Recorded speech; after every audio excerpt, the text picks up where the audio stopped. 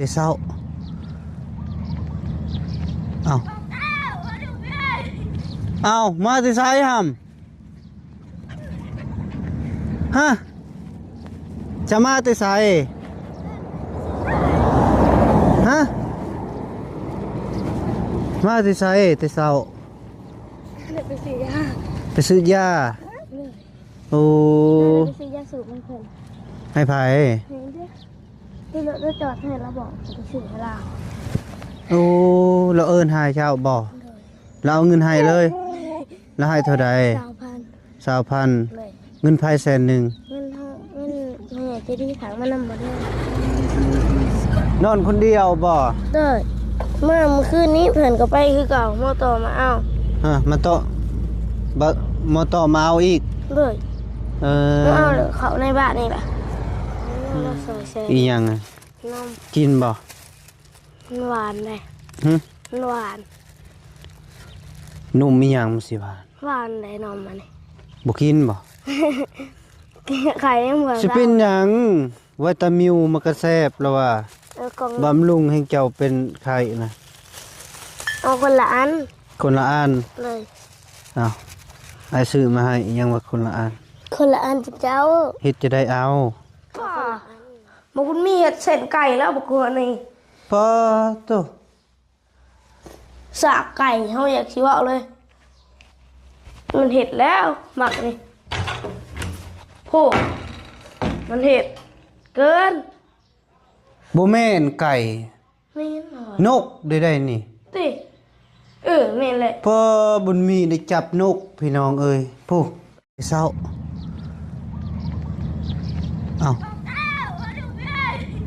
เอามาแต่ไสหำฮะจะมาแต่ไสฮะมาแต่ไสแต่เช้า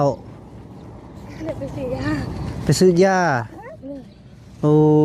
ไปซื้อยาสูบมันเพิ่นให้ไผเห็นดิที่รถจอดให้เราบอกจะไปซื้อให้เราโอ้เราเอิ้นให้เจ้าบ่เราเอาเงินให้เลยแล้วให้เท่าใด20,000เลยเงินไผ100,000เงินแม่จะดีถังมานำบ่ได้นอนคนเดียวบ่เด้อเมื่อคืนนี้เพิ่นก็ไปคือเก่าโมโตมาเอามาโตะบ่มอต่อมาเอาอีกเลยมาเอาเขาในบ้านนี่แหละเราใส่แซ่อีหยังนมกินบ่หวานเลยหวานนมมีหยังมันสิหวานหวานเลยนมมันนี่บ่กินบ่ไข่ยังเหมือนสิเป็นหยังวิตามิวมันก็แซ่บแล้วว่าบำรุงให้เจ้าเป็นไข้นะเอาคนละอันคนละอันเลยอ้าวไอ้ซื้อมาให้ยังว่าคนละอันคนละอันเจ้าเฮ็ดจะได้เอาบ่คุณมีเฮ็ดเส้นไก่แล้วบ่กลัวนี่พอโตสากไก่เฮาอยากสิเว้าเลยมันเฮ็ดแล้วหมักนี่โหมันเฮ็ดเกินบ่แม่นไก่แม่นนกได้นี่ติแม่นแหละพอบุญมีได้จับนกพี่น้องเอ้ยผู้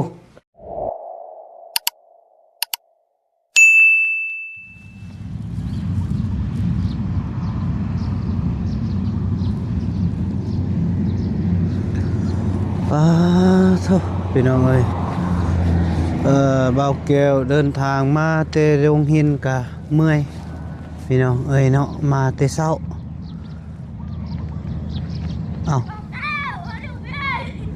เอามาแต่ไสหำ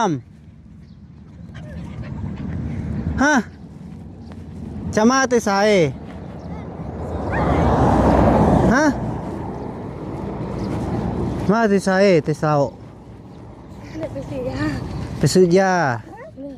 โอ้ไปซื้อยาสูบมันเพิ่นให้ไผเห็นดิที่รถจอดให้เราบอกจะไปซื้อให้เราโอ้เราเอิ้นให้เจ้าบ่เราเอาเงินให้เลยแล้วให้เท่าใด20,000เลยเงินไผ100,000เงินแม่จะดีถังมานำบ่ได้ฝากเท่าใดนะฝาก300,000ฝาก300,000เลยน บีซอย200,000บีซอย200,000 เงินเขาเองก็400นะแม่พี่บีแล้วสิไปแป้งให้วันนี้ แปลงหยัง แป้งโทรศัพท์ งานใช้ว่าเงินน่ะได้อยู่บ่ ฮะเงินยัง เอาจะว่าเงินนำบุญทวีบ่สิ3 เพิ่นบ่ได้ให้ซะ บุญทวีบ่ให้เลย เลย หานอ้ายว่าแล้ว เบิดแล้ว คันตกอยู่กับมือเราบ่ได้แล้วแม่นบ่ เพิ่นเบิดแล้วเฮาเบิ่งนี่ อืม เฮามีแต่ว่าวันนี้เราสิซอยวันนี้สิซอยเฮาสิ50เงินบ่พอเงินบ่พอเฮาเงินเฮาแล้วเว้าอาสิซอยเอง50แล้วเว้า โอ้อ้ายก็สิซอยเด้ว่า150,000คันว่ามันก็คือจะเว้าอะไรเงินอยู่นำบุญทวีน่ะ300,000พอดีอาสิตื่มน่ะ150,000พอดีเป็น450,000ก็ได้เด้เปลี่ยนจอน่ะ ได้แล้ววันนี้ไอ้บีสิแป้งให้มันติลงแทนเราขึ้นมา อ๋อเพิ่นสิแปลงให้มื้อนี้ เดือนแม่เงินพอเลยเด้ เงินพอแล้ว เลย อืม เงินพอบนแล้วเงินนะ เด้อเงินพอเนาะ เลย เอาเป็นหยังเจ้าเป็นหยังเราคือฮู้เจ้า เอ้าเราเบิ่งคลิปเฮา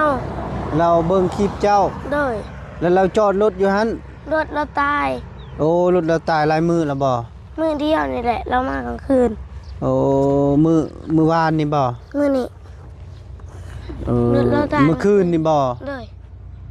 รถเราตายแล้วบัดนี้เรามาลิ้นน้ำเจ้าบ่ แล้วเราเอ้ยนะครับไปซื้อยาสูบให้แล้วเราก็แลนไปซื้อให้เราใกล้แบบนั้นเลย เจ้าตื่นมาแล้วเจ้านอนลิ้นอยู่เปนั้น เลย เราเห็นเลยเราบอกเจ้าไปซื้อยาสูบ เลย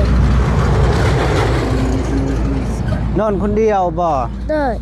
เมื่อคืนนี้เพิ่นก็ไปคือเก่าโมโตมาเอา ฮะมาต่อบ่มาต่อมาเอาอีก เลย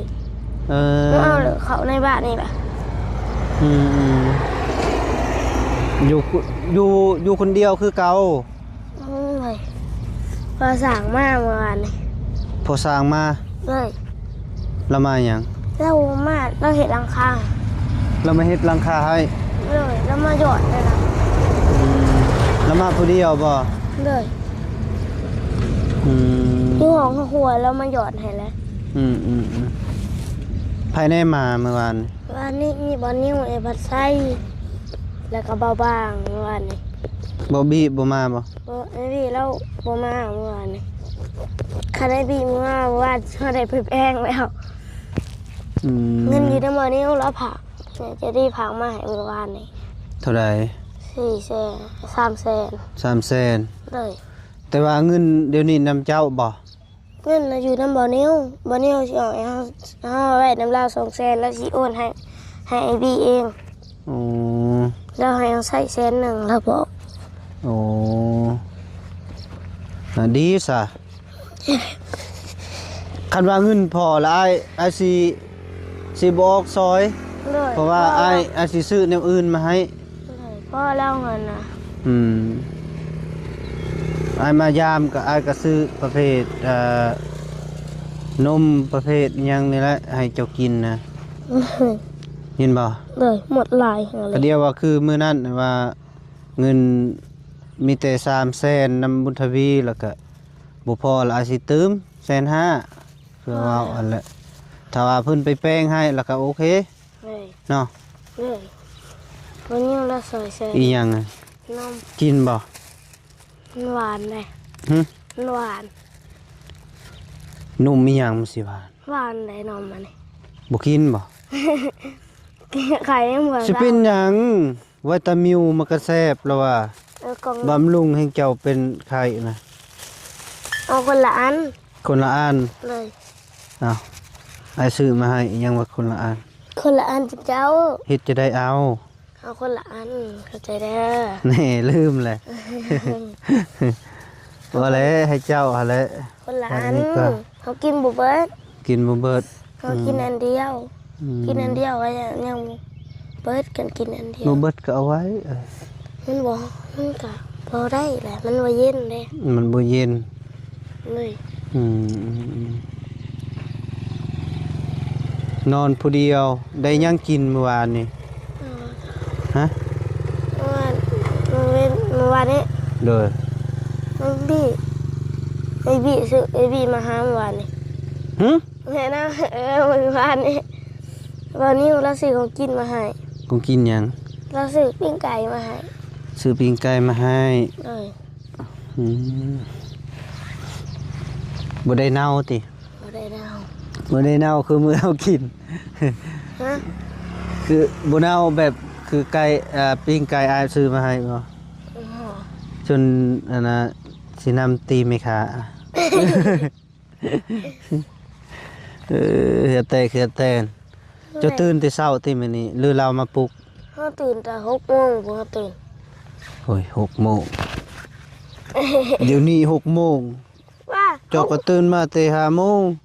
6 โมงเลยตีตอนนี้ นี่หากะ6 โมงปลายสาว เนี่ย เจ้าตื่นแต่5 โมงพูน ตี คืออยู่อืม 6 โมงมันคือ6 โมงมันคือแดดออกเลย อืมนึ่งแล้วเขานะ ยัง ยังบ่ทันนึ่ง เขาตื่นนอนมาแล้วเห็นเราเลยเราเอิญเขาไปซื้อให้เลย อืม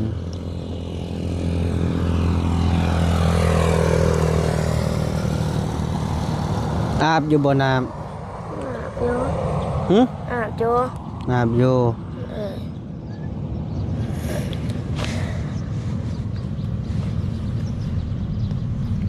ใช้พอสร้างเราแปลงแบบใดนะเราติดแบบใดไปเบิ่ง เรากาวติดแดดไป ภายในตอนเรามาภายในเห็นเรา เบาบ้าง เราบ้าง เบาบางคนเดียวจะเมาเห็น อืม เห็นเรามา เอาไว้ดีๆเงินนะ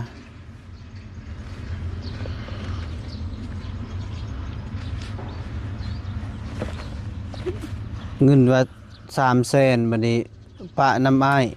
เอาไปกินจนเบิดว่าสิแปลงโทรศัพท์พี่น้องเอ้ย มีแต่น้ำบ่มีแต่น้ำไอบีมีอยู่น้ำไอบีเขาเผาไว้น้ำไอบี200,000 อืม 400นะ ที่จะได้เข้าบาทนี่ อันนี้เจ้า ทั้งนี้บ่เฮ้ยเอ้ย โอเค เอ้ย โอเค เออรอดเอาบ่นี่ เอาประตูอัตโนมัติ เฮ้ย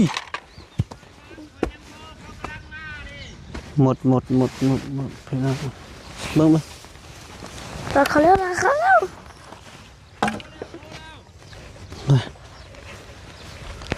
มา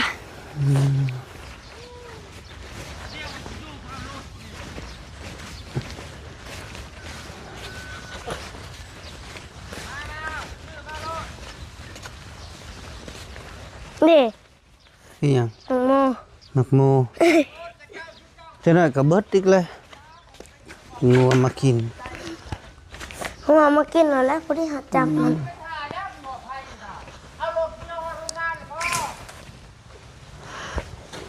โอ้นอนอยู่นอกติ เลยจ่ายละ5 เม็ดตัวนี้ละ2 เม็ดมึงละเม็ด กิน เดี อ ยว ยู่บ่ยานะ เด้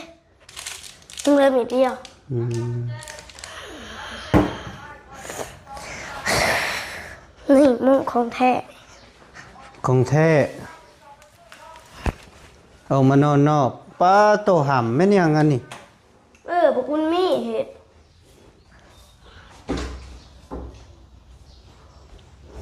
ป่าพวกคุณมีเห็ดเส้นไก่แล้วพวกคุณนี่ ป้าโต สากไก่เขาอยากคิดว่าเลย มันเห็ดแล้วหมักนี่โพมันเห็ดเกิน บ่แม่นไก่ ไม่งั้นหรอน กได้นี่ ติ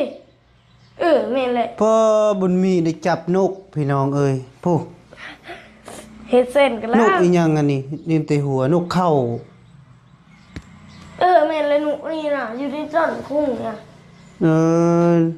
หนูมันนอนอยู่ต้นกุ้งได้นี่มันเอาเนาะ มันเห็ดเส้นหนูแล้ว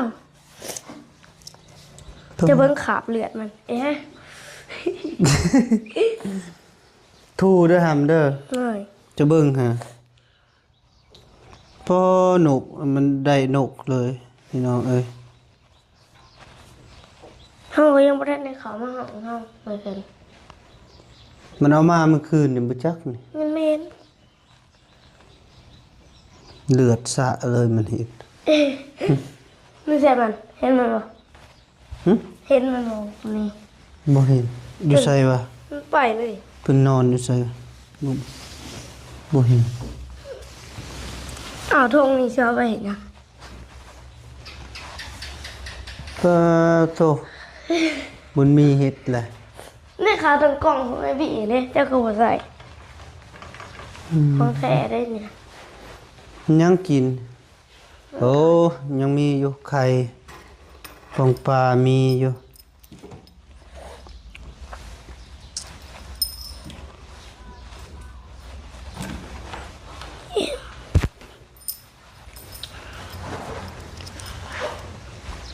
เจ้าหอม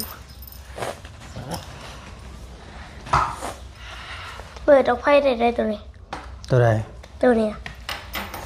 นี่มันเปิดมันให้วะ เอ้ยสากเอาบ่ ไม่ได้สากนะป้าเหม็นก็ได้น้องมีใช้สากมันเลย กู้แล้วแม่เครื่องนะครับพับดูพับไปพุ่น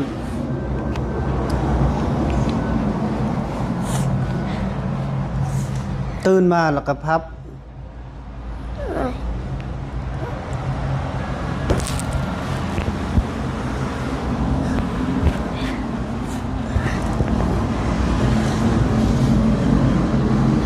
โอเคเรื่องนั้นพับเนียน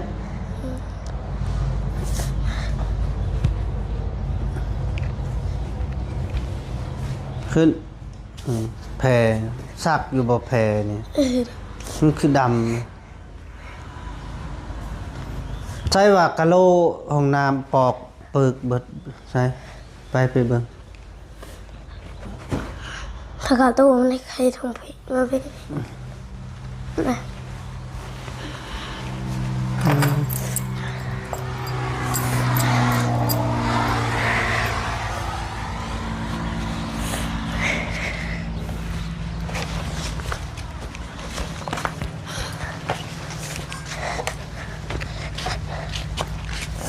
น่ะบักดำเอ้ยดำเอ้ยสบายดีลูกใช้บุญมีนะมันจัดการนกเรียบร้อยมันเห็ด เจ็บตาก็ยังมาเว้นหนกมันกะ แล้วนกอยู่สูงมันก็ยังเอาได้ มันเจ็บตาได้มันกะ โอ้มันมีเจ็บตาเปล่า เลย ใส่ไป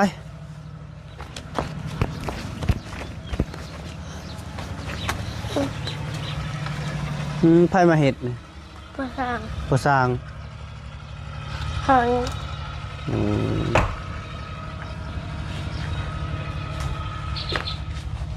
ใช้กะโลว่าลุบ เนี่ยเด้ ตัวนี้มันลุบลงบ่ เนี่ยเด้ ดินยุบตี เลย ดินบ่แน่น เลยหัวมันสิรุดเองใช่หรอก เรามายิงมือวานนี่บ่นะ เลย ดินลุบพี่น้องบ่มีน้ำคือเก่าเลยแม่ นี่หรอก บ่มีน้ำก็คือเก่าเปื้อนน้ำก็สูบยากสบายแล้วบ่สูบน้ำมัน ยัง ฮะ ยังคือเก่า ยังคือเก่า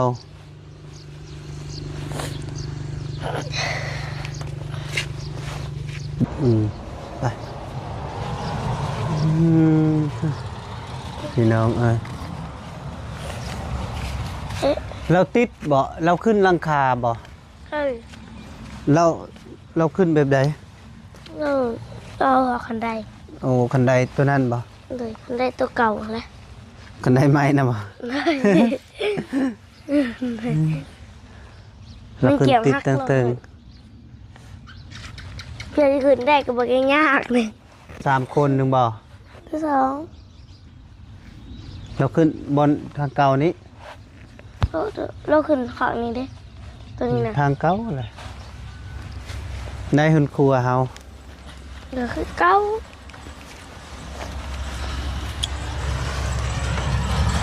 โอ้ยโถ มีขึ้น มาถอยไปขักอยู่ได้เนาะอนามัยนี่เด้อหามเด้อ เลย เฮ็ดอยู่เฮ็ดกินสิเปื้อนอนามัยให้มันสะอาด กินสะอาดอยู่สะอาดนอนสะอาด เลย ต้องรักษาแค่นี้เราบ่เป็นไข้นะ เลย แข็งแห้งละติ เลย แข็งแห้งยังแต่เป็นหวัดติ เลย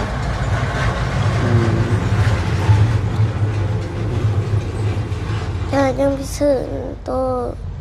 ชื่อหยัง ไปซื้อตัวยาใส่น้ำนะให้พี่บอกให้ไปซื้อ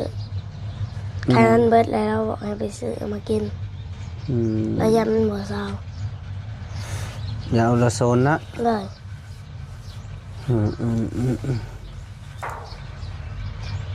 บัดนี้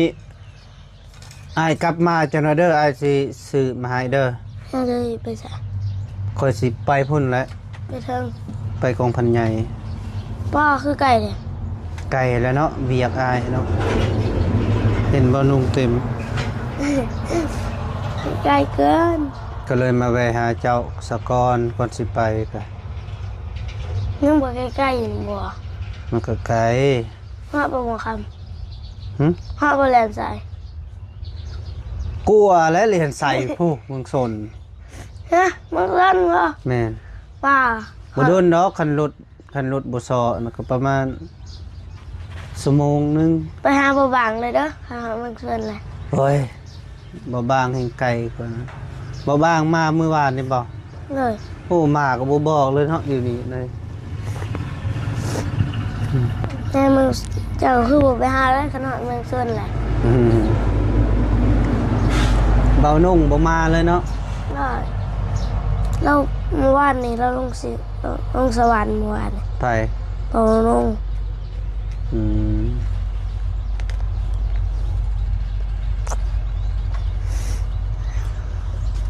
ตอนเช้านี่เจ้าก็ลวกมีกินทำเอ้ย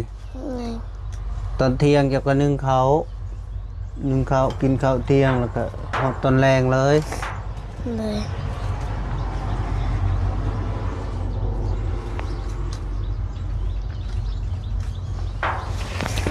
ห่อเท่าใดวะยานะเบิ่งอ้ายสิเอาเงินให้คันอ้ายมาบ่ทันแล้วก็เจ้าไปซื้อก่อนเด้อมีอยู่ติ ไม่ คันอ้ายมาทันแล้วก็อ้ายสิพาไปซื้ออ่ะ จะเด้อ เด้อพอดีแหละโอละโซนก็2 3,000 เรื่อง3,000 23หรือ2,000ติ ช่อง4บ่ 4บ่ 4,000 สี่ 32กับ10,000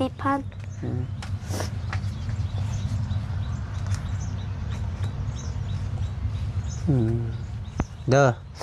คันอ้ายมาบ่ทันแล้วก็จะไปซื้อ เลย ถ้าว่าเจ้าจักท่าอ้ายก็ได้ เด้อ ก็ทันอยู่ดอกประมาณ 11 โมงก็มาฮอด ปอ เมื่อบ่บ่ายเรามายังฮอด9โมงเรามาเฮือนเฮารถเรา อ้าวเราบัดมาแต่เช้าแต่พุ่นค่อยบัดไปพุ่นไปเฮ็ดเวียก เฮ็ดเรื่องหยัง เอาก็ไปหาเส้นเอกสารก็ลบมาอีกก็สิแล้ว คือว่าไปยิงปืนใหญ่นะ ปืนใหญ่เฮ็ดได้ปืนใหญ่ เอาไปยิงเจ้าค่ะ อืมปืนใหญ่ ได้ โอ้พอดีเลยหูดับเลยอย่างนี้พอดีเลยเจ้าสิไปกับปืนเลยอันนั้นละเด้อฮัมเด้อ ได้ ไอ้ไปเวียกสะก่อน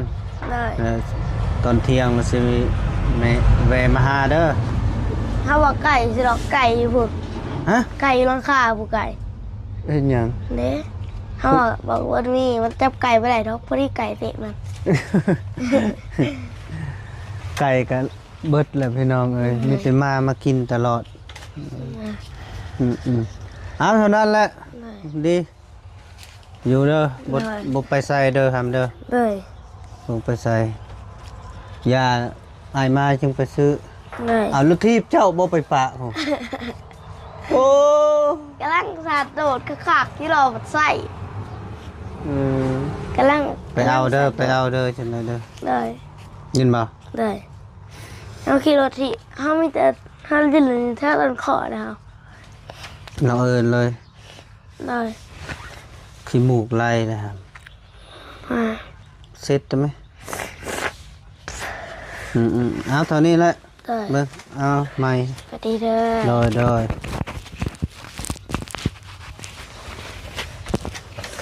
เอาพี่น้องพ่อแม่พี่น้องเอ้ยเนาะพอดี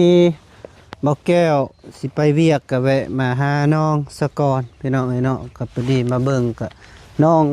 ไฟฟ้าก็นอนคนเดียวคือเก่าพี่น้องเอ้ยเนาะอายเพิ่นก็มาอยู่เมื่อคืนนี่ก็มอต่อมารับเอาอีกน้องไฟฟ้าเพิ่นเว้าเนาะพี่น้องเอ้ยเนาะก็บ่จักสิว่าคือกันพี่น้องเอ้ยก็คือเก่าหั่นล่ะเอาคลิปนี้ก็เบาแก้วอำลาคนเด้อพ่อแม่พี่น้อง FC เบ่สุขสู่คนแล้วก็สิได้จบคลิปปิดคลิปซะก่อนพี่น้องเอ้ยเนาะเอาโชคดีเด้อบ๊ายบาย